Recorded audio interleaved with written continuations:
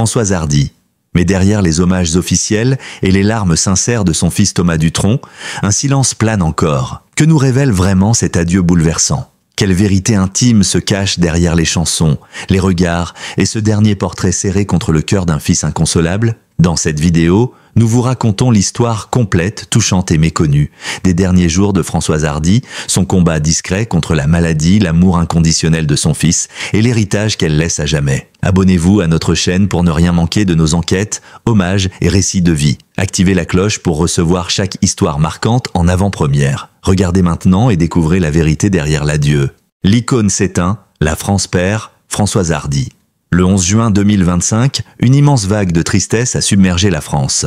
Françoise Hardy, monument de la chanson française, s'est éteinte à l'âge de 80 ans. L'annonce de sa disparition, tombée en fin d'après-midi, a provoqué une onde de choc dans tout le pays, et même au-delà. Car Françoise Hardy n'était pas seulement une chanteuse, elle était une icône, une voix générationnelle, une muse discrète mais essentielle à la culture francophone. Elle était aussi une femme courageuse qui s'est battue jusqu'au bout contre la maladie avec une dignité bouleversante.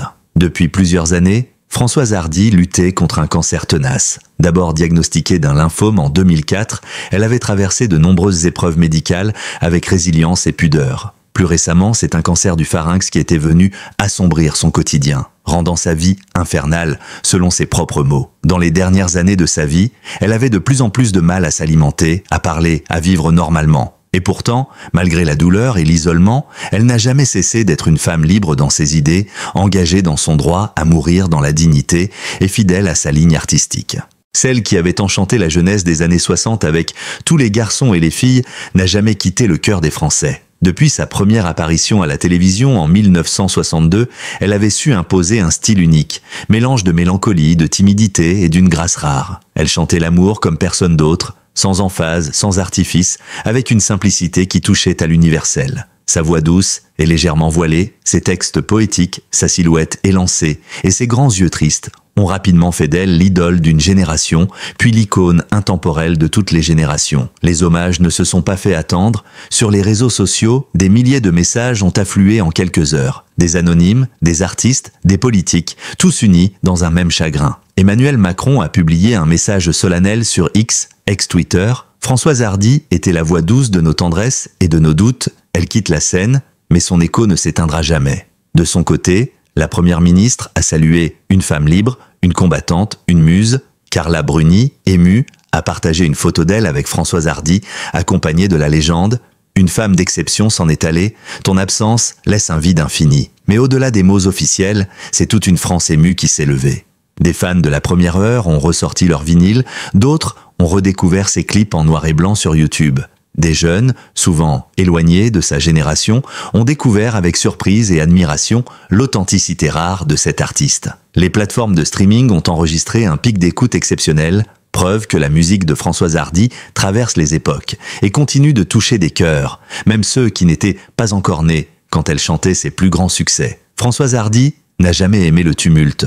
Contrairement à d'autres stars de son époque, elle a toujours cultivé la discrétion, refusant les mondanités, évitant les polémiques, préférant le retrait à la lumière trop crue des projecteurs. Pourtant, son absence se fait déjà terriblement ressentir. Comme si la France perdait non seulement une artiste, mais un repère, une voix intérieure, un écho de douceur dans un monde trop bruyant.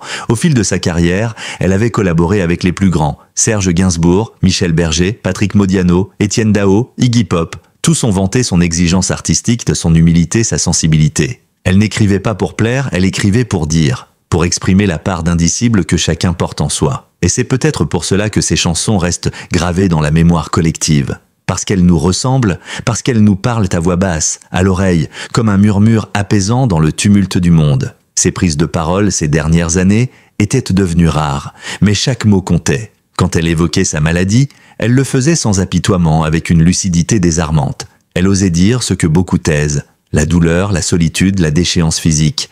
Elle plaidait pour la légalisation de l'euthanasie, sans provocation, mais avec une sincérité bouleversante. « Je ne suis plus en vie, je suis en survie », écrivait-elle dans une lettre ouverte qui avait marqué les esprits. Ce cri du cœur, sans haine ni désespoir, restera l'un des derniers témoignages d'une femme en quête de vérité jusqu'au bout. Ce 11 juin 2025 marque la fin d'un chapitre majeur de la chanson française. mais aussi le début d'une mémoire à entretenir, à transmettre. Françoise Hardy est partie, oui, mais elle n'a pas disparu. Elle continue de vivre dans ses chansons, dans les souvenirs qu'elle laisse, dans l'héritage qu'elle transmet. Une rose fragile, mais éternelle. Le chagrin d'un fils, Thomas Dutronc, face à l'inconsolable, alors que la France pleure, Françoise Hardy, une image déchirante s'impose déjà comme le symbole de ce deuil national. Celle de Thomas Dutronc, son fils unique, effondré, tenant dans ses bras un grand portrait de sa mère. Ce cliché, capturé à la sortie du domicile familial où quelques proches s'étaient rassemblés, a bouleversé les réseaux sociaux. On y voit un homme détruit par le chagrin tentant de contenir des larmes trop lourdes, les traits tirés, le regard absent. Un fils qui vient de perdre bien plus qu'une mère. Il a perdu son pilier, son repère, son étoile intérieure. Dans les heures qui ont suivi l'annonce officielle de la disparition de Françoise Hardy, Thomas a pris la parole brièvement devant les journalistes massés devant la maison familiale du 16e arrondissement de Paris. Sa voix, tremblante, a à peine couvert les sanglots. Il n'avait rien préparé. Seulement ces mots, simples et bouleversants, « Ma mère était tout pour moi. Sa voix était mon enfance, son silence, mon abri. Aujourd'hui, c'est un pan entier de ma vie qui s'écroule. » On sentait, derrière la pudeur, un amour immense, presque sacré. Car la relation entre Françoise Hardy et son fils était unique, forgée dans la tendresse, mais aussi dans la douleur. Née en 1973 de sa relation avec Jacques Dutronc, la venue au monde de Thomas avait été un bouleversement pour la chanteuse, qui s'était longtemps demandé si elle serait capable d'être mère. Elle avait confié à plusieurs reprises, dans ses livres comme dans ses rares interviews, avoir ressenti une peur presque viscérale à l'idée de ne pas être à la hauteur. Et pourtant, elle l'a été. À sa manière, avec pudeur, profondeur et sensibilité. Thomas Dutronc, quant à lui, n'a jamais caché à quel point sa mère avait été une figure centrale dans sa vie d'homme et d'artiste.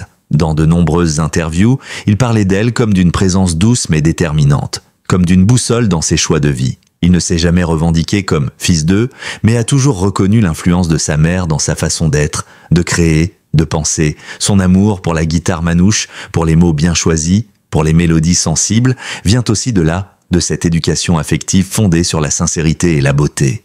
Le deuil de Thomas est d'autant plus cruel qu'il avait été le témoin impuissant du déclin physique de sa mère. Depuis plusieurs années, il l'a vu lutter, se battre, résister. Il l'a vu souffrir sans se plaindre, chercher des traitements. Essayer de survivre dans un corps devenu prison. Il l'a accompagné dans ses hospitalisations, ses moments de doute, ses instants de fatigue extrême. Il a été son soutien, son confident, son infirmier parfois. Il a tout fait pour qu'elle puisse rester à domicile, entourée de ses proches, dans un environnement calme et familier. Car il savait que la plus grande angoisse de sa mère était de finir ses jours dans un hôpital impersonnel, loin des siens. Lors de la veillée intime organisée dans l'intimité familiale, quelques artistes amis, des membres de l'entourage proche, mais aussi d'anciens collaborateurs, se sont réunis. Ce fut un moment de silence, d'émotion pure, sans discours, sans micro. Thomas, au bord des larmes, s'est approché d'un petit piano droit qui trônait encore dans le salon. Là, devant le portrait souriant de sa mère, il a doucement improvisé quelques accords d'une chanson qu'elle aimait tant, « Mon amie la rose ».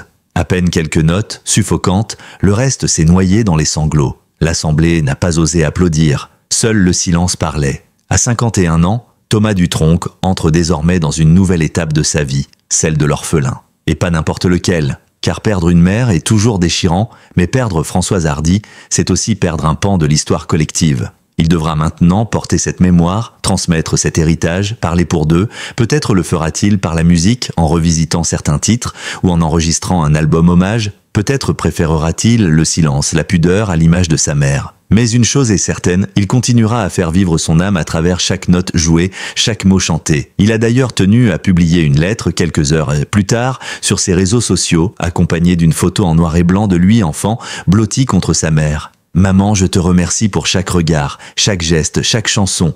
Tu as été ma première mélodie, mon premier battement de cœur. Ton départ me brise, mais ton amour reste. À jamais. » Ce message, largement relayé, a provoqué une vague d'émotions sans précédent. Des milliers d'internautes ont répondu, avec des cœurs, des mots de soutien, des souvenirs partagés. Certains disaient avoir découvert l'amour grâce à Françoise Hardy. D'autres racontaient comment ces chansons les avaient accompagnés dans la perte d'un parent. Et tous saluaient la dignité de Thomas dans cette épreuve si publique, si intime à la fois. Car le deuil d'un fils célèbre est toujours double. Il doit affronter sa douleur personnelle tout en étant exposé à celle de toute une nation. Il doit accepter que le visage de sa mère soit placardé sur tous les écrans, que les radios diffusent de sa voix en boucle, que les gens pleurent une femme qu'ils n'ont jamais connue, mais qu'ils ont tant aimée. Et cela, Thomas le fait avec une grâce rare, sans colère, sans rejet, simplement avec le cœur ouvert. En ce jour de deuil, la France pleure, Françoise Hardy, mais elle accompagne aussi son fils, car dans ses yeux humides, chacun voit le reflet de sa propre peine. Et dans sa souffrance, c'est l'humanité même de l'adieu qui se révèle, celle d'un fils aimant qui tient contre lui le souvenir d'une mère irremplaçable. Une légende éternelle, l'héritage de Françoise Hardy. Alors que les heures passent depuis la disparition de Françoise Hardy, un constat s'impose. La France ne perd pas simplement une chanteuse, mais une part intime de son identité culturelle. Une voix, une silhouette, une attitude. L'élégance d'un autre temps, mais toujours actuelle. Une poésie murmurée dans un monde trop souvent assourdissant. Et cet héritage-là, immense, ne s'éteindra pas avec elle, bien au contraire, il commence un nouveau cycle, celui de la mémoire collective, celui de la transmission. Le nom de Françoise Hardy est inscrit dans le marbre de l'histoire musicale aux côtés des plus grands. De Barbara à Gainsbourg, de Brel à Ferré, elle a marqué son époque sans jamais chercher à la dominer. Elle a chanté l'amour et la solitude, le temps qui passe, les absences, la fragilité, mais jamais avec fracas. Tout chez elle était douceur et retenue. Et c'est précisément ce qui la rendait si puissante. Dans une société de plus en plus bruyante, son silence devenait presque politique, une manière d'être au monde autrement. Son répertoire, riche de dizaines d'albums, est un trésor pour les mélomanes, les poètes, les âmes sensibles. Des titres comme « Tous les garçons et les filles »,« Mon ami la rose »,« Le temps de l'amour »,« Message personnel » ou encore « Comment te dire adieu » ont traversé les décennies sans jamais perdre leur éclat. Chaque chanson est un monde en soi, un fragment d'éternité. Chacune raconte une époque mais reste profondément actuelle. En 2025, elles sont encore reprises, remixées, intégrées à des bandes originales de films redécouvertes par les jeunes générations. C'est le signe des véritables classiques. Mais l'héritage de Françoise Hardy ne se limite pas à la musique.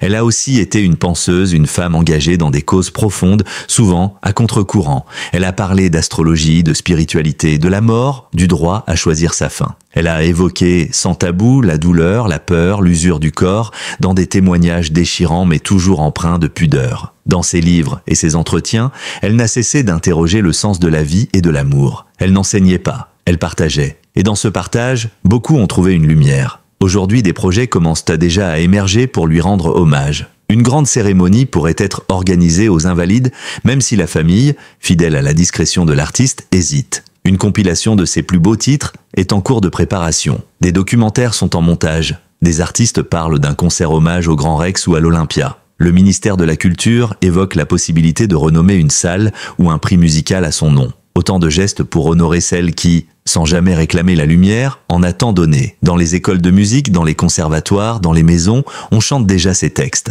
Certains parents, bouleversés, expliquent à leurs enfants qui était Françoise Hardy. Ils racontent les après-midi passés à écouter ses vinyles, les premiers émois adolescents vécus sur ses mélodies, car au fond, elle a été la bande-son de nombreuses vies. Et c'est là son pouvoir. Elle n'appartenait pas seulement au monde de la chanson. Elle faisait partie de l'intime, du cœur. Thomas Dutronc, dans ce contexte d'effervescence émotionnelle, a exprimé un souhait fort, préserver l'intégrité de l'œuvre de sa mère, ne pas céder à la tentation de l'exploitation commerciale. Il veut que les hommages soient de juste sensibles, à l'image de ce qu'elle était. Il évoque aussi, sans entrer dans les détails, un projet qu'ils avaient commencé ensemble, un album inachevé, quelques chansons jamais dévoilées, rien n'est décidé pour l'instant. Mais il promet de prendre le temps, de respecter le rythme du cœur. Et peut-être est-ce là la plus belle leçon que laisse Françoise Hardy.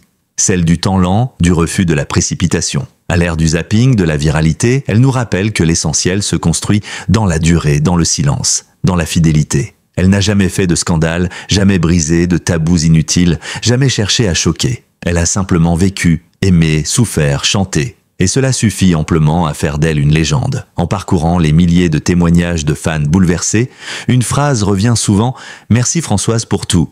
Merci pour la beauté, pour la vérité, pour la musique. Merci pour la pudeur, pour la grâce, pour l'authenticité. Merci d'avoir été là, pendant tant d'années, à accompagner les chagrins et les joies, à donner des mots à ce que tant d'autres ne savaient pas dire. Le rideau tombe, mais la lumière ne s'éteint pas. Françoise Hardy s'est retirée sur la pointe des pieds, comme elle a toujours vécu. Mais dans le silence qu'elle laisse derrière elle, il y a une musique qui continue, une voix qui résonne, un héritage qui inspire, un vide qui paradoxalement nous remplit.